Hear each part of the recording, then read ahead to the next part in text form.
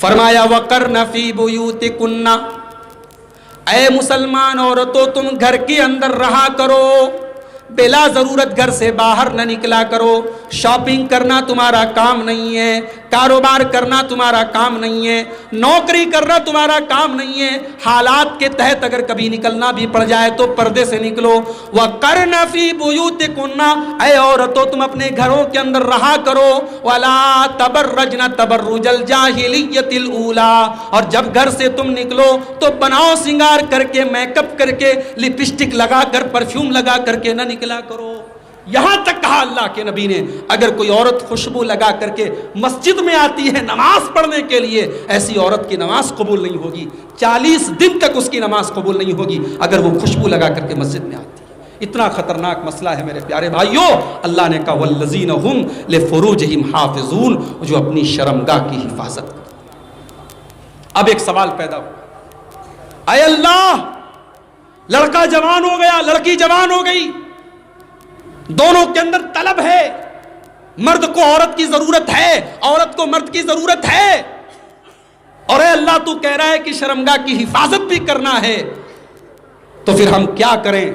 اللہ کہتا ہے ہم تجھے حلال طریقہ دے رہے ہیں، ہم تجھے حلال الٹرنیٹ دے رہے ہیں۔ اِلَّا عَلَىٰ أَزْوَاجِهِمْ أَوْ مَا مَلَكَتْ أَيْمَانُهُمْ، اپنی بیوی کے ساتھ تو نکاح کر کے اپنی شاریرک ضرورت کو پورا کر لے، اپنی جنسی خواہش کو پورا کر لے۔ اللہ تعالیٰ نے قدرتی طور پر تیرے اندر جو ضرورت رکھی ہے اس ضرورت کو تو پورا کر لے۔ فَمَنِ ابْتَغَىٰ وَرَاءَ ذَٰلِكَ فَأُولَٰئِكَ هُمُ الْعَادُونَ، اب جب شادی ہو گئی، تجھے جائز طریقے سے تیری ضرورت پوری ہو گئی، اب تو اگر ادھر ادھر منہ مارے گا تو تو اللہ کے قانون سے بغاوت کرنے والا ہے، تو زنا کرنے والا ہے، تو بدکاری کرنے والا ہے، تو اللہ کا باغی ہے، تو کامیاب نہیں ہو سکتا، تو جنت میں نہیں جا سکتا۔ تو یہ چیز ہے میرے بھائیوں، شرمگاہ کی حفاظت کرنا ہے۔ اسی لیے اللہ کے نبی فرماتے ہیں من یضمن لی ما بین لحیہ وما بین رجلیہ یضمن لہ الجنہ، دونوں پیروں کے بیچ میں جو چیز ہے یعنی شرمگاہ، اور دونوں داڑھ کے بیچ میں جو چیز ہے یعنی زبان، جو زبان کی گارنٹی لے لے، جو شرمگاہ کی گارنٹی لے لے، میں اسے جنت کی گارنٹی دیتا ہوں۔ اسی لیے اللہ کے نبی فرماتے ہیں عورت 4 کام کر لے وہ جنت کے جس دروازے سے چاہے وہ جنت میں چلی جائے گی۔ اذا صلت المرأۃ 5، 5 ٹائم کی نماز کی پابندی کرے، وصامت شہرہا، رمضان کا روزہ رکھے، واطاعت زوجہا، شوہر کی خدمت اور اطاعت کرے، واحسنت فرجہا، اور اپنی شرمگاہ کی حفاظت کرے۔ 4 کام عورت کر لے، کچھ اور نہ کرے، دخلت من ابواب الجنت شاءت، وہ جس دروازے سے چاہے جنت میں جا سکتے۔ 5 چیزیں ہو گئی۔ نمبر 6 اور نمبر 7، 2 چیزیں اللہ تعالیٰ نے ایک ہی آیت کے اندر اکٹھا بیان کی۔ والذین هم لأماناتہم وعہدہم راعون، کامیاب لوگوں کی چھٹی کوالٹی، وہ اپنی امانت میں خیانت نہیں کرتے۔ اب امانت کس کو کہتے ہیں؟ امانت کا آسان ترجمہ اگر میں آپ کے سامنے کروں، آسان کا اگر بہت آسان ٹرانسلیشن میں کروں، امانت کا مطلب ہے ڈیوٹی، امانت کا مطلب ہے کرتویہ، امانت کا مطلب ہے فرض۔ جو اپنے فرض کو صحیح طریقے سے نبھائے وہ کامیاب ہوگا۔ اب فرض میں بہت ساری چیزیں آ گئی میرے بھائی۔ ایسے بھی مدرسے کے ذمہ دار ہیں جو بیچارے مدرسہ چلا رہے ہیں، لاک ڈاؤن آیا، چندے نہیں ملے، انہوں نے اپنی جیب سے مدرسے کا خرچ چلایا ہے اور ٹیچروں کو تنخواہیں دی۔ ہم نے ایسے ذمہ داروں کو بھی ہم جانتے ہیں میرے بھائی۔ اور ایسے بھی مدرسے کے ذمہ دار لوگ ہیں جو بیچارے ٹیچروں کو کیا تنخواہ دیں گے، وہ مدرسے کے چندے سے اپنا پیٹ بھرتے ہیں۔ ہم نے مسجد کے ایسے متولی بھی دیکھے ہیں، مسجد کا متولی بنا پھرتا ہے اور ایک ٹائم کی نماز میں اور فجر کی نماز میں وہ نظر بھی نہیں آتا ہے۔ ہم نے ایسے ٹیچر بھی دیکھے ہیں، 50,000 روپے گورنمنٹ سیلری دے رہی ہے، 5-6 گھنٹے ان کو پڑھانا ہے، لیکن مدرسے میں چلے جاؤ، کلاس میں چلے جاؤ، بچے سامنے شرارت کر رہے ہیں، مولوی صاحب بیٹھ کے موبائل چلا رہے ہیں۔ یہ ہے امانت میں خیانت۔ آپ کو پیسہ کس چیز کا دیا جا رہا ہے؟ ہمارے بنارس میں ایک اہل حدیث عالم تھے مولانا ابو القاسم صاحب بنارسی، سفر پہ جا رہے تھے، اسٹیشن پر پہنچے, ٹرین چھوٹنے والی تھی, ٹکٹ نہیں خرید سکے, ٹرین پہ چڑھ گئے. وہ اگلا اسٹیشن آیا, کوئی ٹی ٹی چیک کرنے والا نہیں ہے, آسانی سے اسٹیشن کے باہر نکل سکتے ہیں. باہر نکلے, بنارس سے الہ آباد جا رہے تھے. معاف کیجئے, الہ آباد میں نے کہہ دیا, اب اس کا نیا نام پریاگ راج ہے. بھائی نام بدل گیا, ہمارے بابا جی نے نام بدل دیا. ٹکٹ خرید نہیں پائے, پہنچے وہ الہ آباد, پریاگ راج, ٹی ٹی نہیں ملا, چاہتے نکل سکتے تھے باہر. ٹکٹ کاؤنٹر پہ گئے, پوچھا الہ آباد سے بنارس کا ٹکٹ کتنے کا ہے. اس نے بتایا اس زمانے میں جو بھی تھا 5 روپیہ 2 روپیہ 10 روپیہ جو بھی تھا, انہوں نے ٹکٹ خریدا, خرید کے پھاڑ. کسی نے پوچھا مولوی صاحب جب ٹی ٹی نہیں تھا, چیک کرنے والا نہیں تھا, آپ نکل جاتے, کیا ضرورت تھی ٹکٹ لینے کی؟ کہا نہیں, یہ خیانت ہو جاتی اور یہ میں نہیں کر سکتا. حکومت کے کھاتے میں وہ 10 روپیہ جانا چاہیے کیونکہ میں سفر کر کے آیا ہوں. ایسے علماء تھے تو کرپشن نہیں تھا میرے بھائی, ایسے اللہ والے تھے تو بےایمانی نہیں تھی. اور آج جس کو 2 روپیہ بےایمانی کرنے کا موقع مل رہا ہے وہ 2 روپیہ کر رہا ہے, جس کو 2 کروڑ روپے کا موقع مل رہا ہے وہ 2 کروڑ روپیہ کر رہا ہے. والذین هم لاماناتہم, کامیاب وہ لوگ ہیں جو اپنی امانت کو نبھاتے ہیں. اور جب امانت کی بات آئی ہے تو ایک بات اور کہنا چاہوں, ماں باپ سن لیں, بچے بھی آپ کی امانت ہے, جوان بیٹی بھی آپ کی امانت ہے, جوان بیٹا بھی آپ کی امانت ہے. بیٹا رات میں 2 بجے گھر آتا ہے, کوئی سوال نہیں. بیٹا گھر میں آیا, منہ سے سگریٹ کی مہک آ رہی ہے, منہ سے دارو کی مہک آ رہی ہے, کوئی سوال نہیں. بیٹی اگر 10 بجے کے بجائے 11 بجے آ رہی ہے تو بیٹی کے اوپر سوالوں کی بوچھار ہے. بھئی ہونا چاہیے, میں یہ نہیں کہہ رہا ہوں کہ بیٹیوں کو آپ چھوڑ دیں, سوال بیٹی سے بھی ہونا چاہیے اور سوال بیٹے سے بھی ہونا چاہیے. امانت ہے دونوں, اللہ کی بارگاہ میں پوچھا جائے گا. حاجی صاحب رات میں آپ تہجد پڑھتے تھے, اللہ کی بارگاہ میں رویا کرتے تھے, صبح فجر کی نماز میں مسجد میں سب سے پہلے جاتے تھے. جوان بیٹا رات میں 2 بجے گھر میں آ کر کے پڑا رہتا تھا, کبھی آپ نے فجر میں بیٹے کو اٹھایا؟ ماں بیچاری دوپٹہ اٹھا کر کے رات بھر دعا کرتی تھی. جوان بیٹی رات میں 2 بجے تک کسی سے موبائل پر باتیں کرتی تھی. ماں سے پوچھا جائے گا تو اندھی کیوں بن گئی, تو نے بیٹی کو منع کیوں نہیں کیا, تو نے بیٹی کو غلط چیزوں سے کیوں نہیں روکا.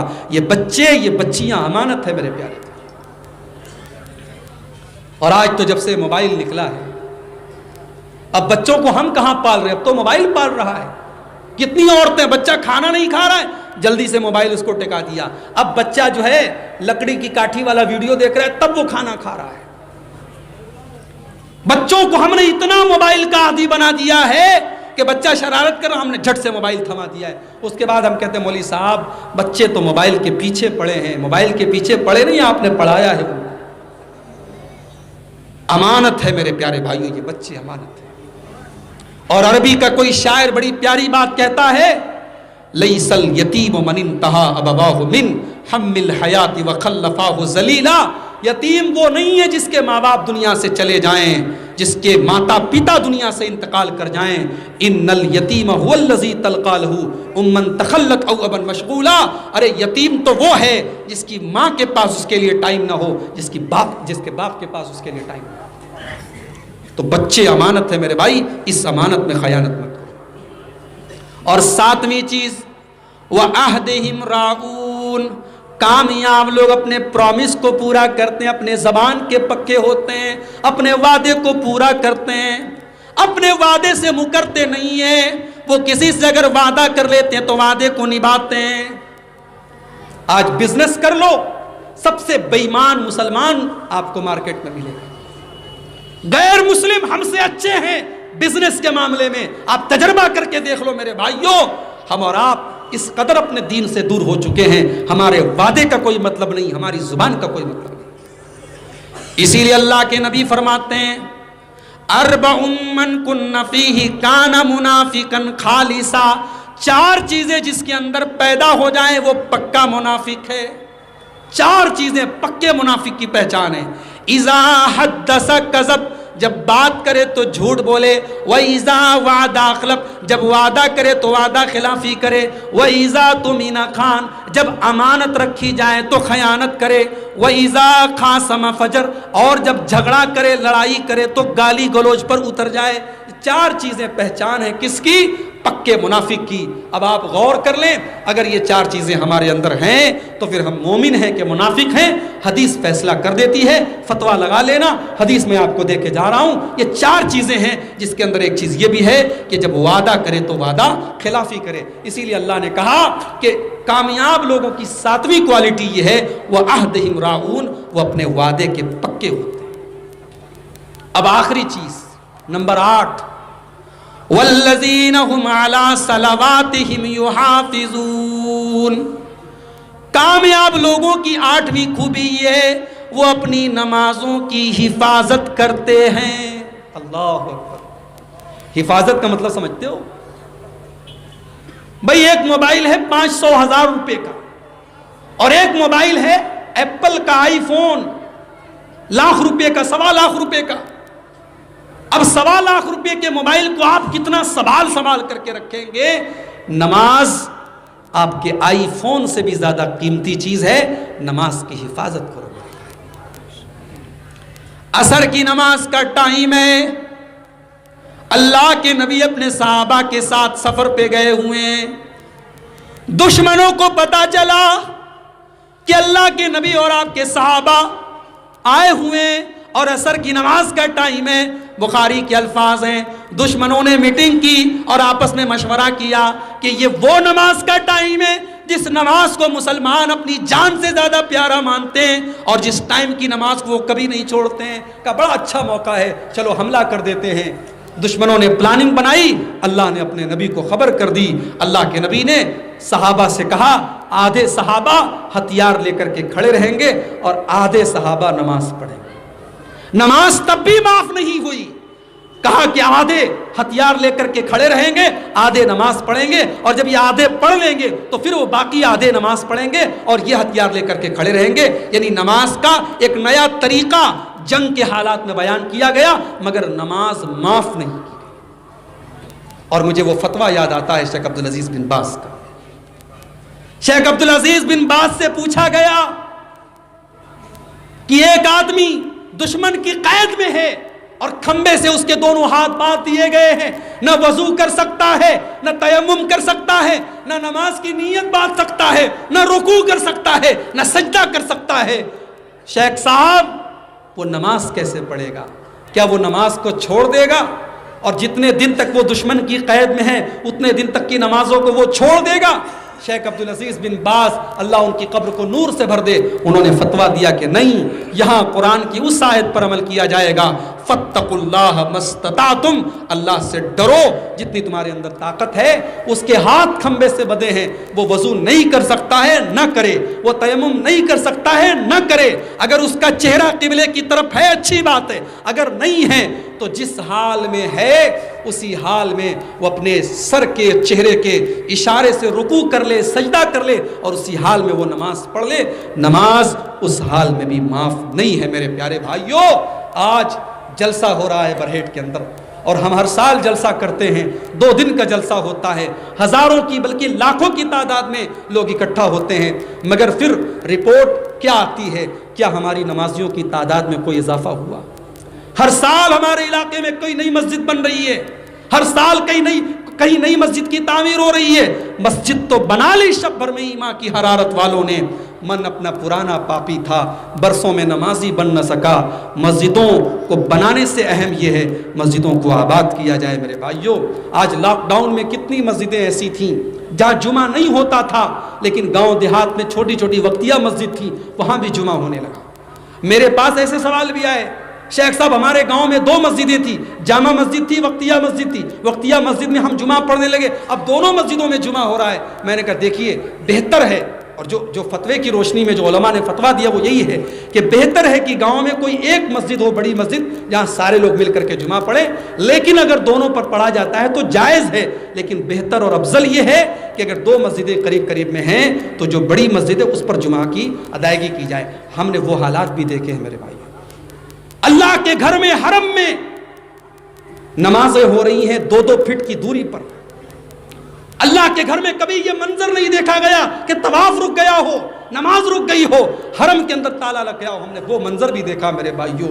آج اللہ کا شکر ہے حالات نارمل ہوئے ہیں.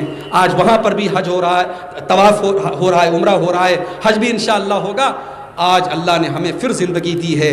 آج پھر کورونا کا اثر کچھ کم ہوا ہے. اور زندگی کتنے دن کی ہے میرے بھائی, کوئی گارنٹی نہیں ہے. موت کب آ جائے گی کوئی گارنٹی نہیں ہے. لہٰذا یہ جو 8ویں نشانی ہے کہ اللہ کے کامیاب بندے اپنی نماز کی پابندی کرتے ہیں. آج اس جلسے سے جب آپ گھر جائیں تو یہ سوچ کر کے جائیں کہ ہم نماز کی پابندی کریں گے, اور آج ہونے والی فجر کی نماز آپ انشاءاللہ جماعت کے ساتھ پڑھنے کے بعد تب اپنے گھر میں جائیں گے. یہ عہد کر کے یہاں سے آپ اٹھیں. یہ 8 چیزیں اگر پیدا ہو گئیں ہمارے اندر تو اللہ تعالیٰ کہہ رہا ہے اولئک هم الوارثون. اللہ نے یہ نہیں کہا ایسے لوگ جنت میں جائیں گے, اللہ نے کہا جنت کے وارث بن جائیں گے. وارث کس کو کہتے ہیں؟ باپ کے انتقال کے بعد بیٹا وارث ہے. بیٹے کو دنیا کی کوئی طاقت باپ کی وراثت سے محروم نہیں کر سکتی. اگر یہ 8 چیزیں آپ کے اندر پیدا ہو گئیں, اللہ گارنٹی دے رہا ہے کہ تم جنت کے وارث بن جاؤ گے. اور جنت بھی کون سی جنت؟ الذین یرثون الفردوس. جنت کا جو سب سے اعلیٰ درجہ ہے جنت الفردوس, وہ درجہ آپ کو انشاءاللہ ملے گا. یہ 8 چیزیں میں نے آپ کے سامنے بیان کی ہیں. اللہ سے دعا کرتا ہوں رب العالمین ہمیں ان 8 چیزوں کو اپنے اندر پیدا کرنے کی توفیق عطا فرمائے. اللہ تعالی ہمیں بھی اپنے کامیاب بندوں میں شامل فرما دے. رب العالمین ہمیں نماز کا پابند بنا دے. رب العالمین ہماری نمازوں میں خشوع اور خضوع پیدا فرمائے. رب العالمین ہمیں حرام چیزوں سے, لغو چیزوں سے دور رکھے. رب العالمین ہمیں اپنی شرمگاہوں کی حفاظت کی توفیق دے, اپنی امانت اور اپنے وعدے کا پاس کرنے کی توفیق دے. جو بیمار ہیں اللہ ان کو شفا عطا فرمائے. جو روزی روٹی سے پریشان ہیں اللہ ان کے کاروبار میں برکت نصیب فرمائے. کہنے اور سننے سے زیادہ رب العالمین ہم سب کو عمل کی توفیق عطا فرمائے. آمین. وآخر دعوانا الحمدللہ رب العالمین. ماشاءاللہ. جزاک اللہ خیر.